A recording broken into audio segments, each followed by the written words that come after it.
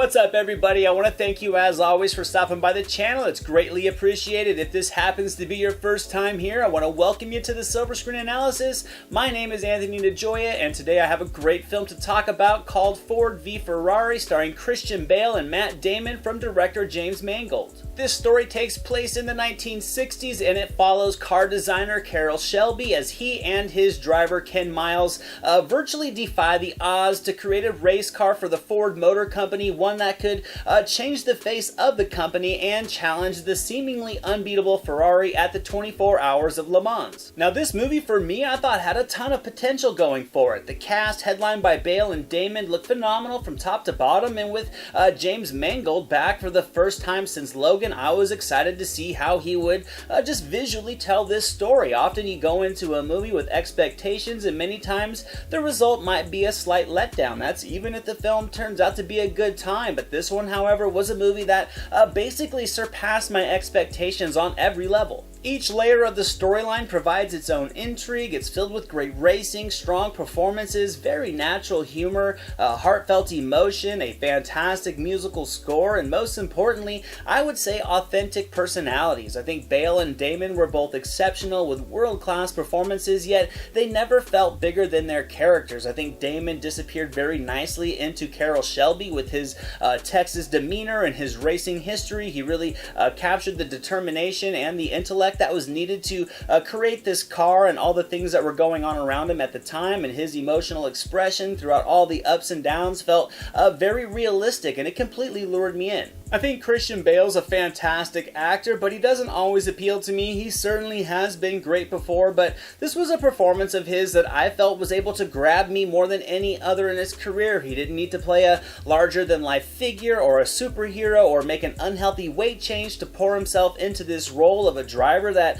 has a strong code of ethics and a modest temper that has often hindered his career progress. He was a very likable man, but a not-so-likable guy at the same time. But with Bale in the role, there was never a shortage of charm or charisma. I think Bale provided this film all that it needed and more. He captured a strong chemistry with Damon that felt like they weren't even acting at times, and it enabled me to connect with their friendship that much more. And because of this, I think Bale certainly earned himself a Best Actor nomination for this performance. As for the supporting cast, I thought they all fit nicely into their characters, with Jon Bernthal, Tracy Letts, and Josh Lucas all bringing life and energy to their roles. I thought this created a film filled with appealing characters, regardless of whether or not they were all likable. I think this aspect, added with a nicely written script, results in a compelling saga as a couple of guys battle the odds, corporate interference, their own inner demons, and even one another at times just to get the job done. And overall, it was very inspiring. Bale and Damon are at full speed in this movie. The story hovers around them almost completely, and it just provides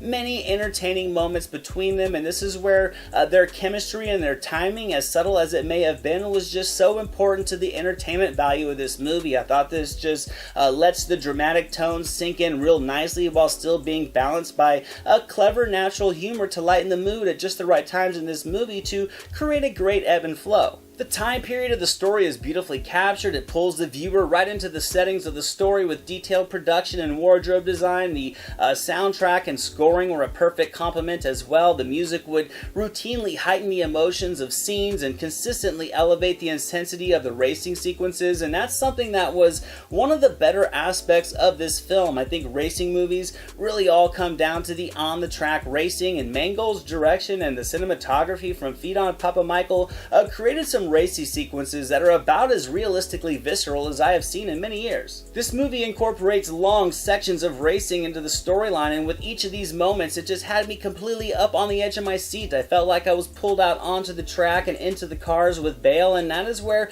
this movie is about as immersive as you could hope for it to be. The racing in the film really does a good job of getting the energy up and the adrenaline going, but it also provides weight and ramifications to the mission that Shelby and Miles were really up against. And I think that's what made this movie absolutely compelling from start to finish. There were a couple small issues that I had with it, but I would say they were more so just minor nitpicks on my part. I think the progression of the story from start to finish certainly does pour itself into a biopic template. There's a noticeable structure there, but with great direction, Bale, Damon, and strong writing, it wasn't a major hindrance overall. Also, the characters themselves at times did feel like they kind of fell into some personality patterns and some tropes that we've seen before, but to me that is something that can often happen when a film is trying to take real life people in history and turn them into theatrical characters that could tell a story on the big screen. However, other than that, I love this movie. It was such a good time. Ford V Ferrari from me is going to get 95% on the entertainment meter. This movie at the moment is easily in my top 5 films of the year. It's just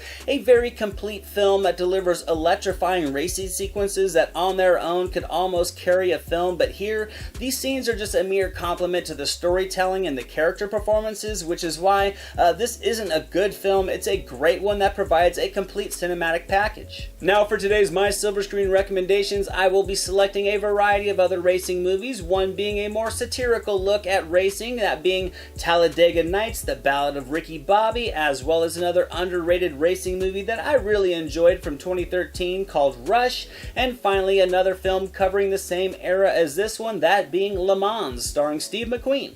Thank you so much for watching this video, guys. I hope you enjoyed it. If you did, drop it a thumbs up, leave a comment below. I'd love to talk movies with you guys. Share it with your friends, and without question, hit that subscribe button and the notification bell so you can never miss a video. Here are some links to some recent reviews just in case you missed them. All my social media links and the link to our official website are down in the description below, and I'll catch you next time.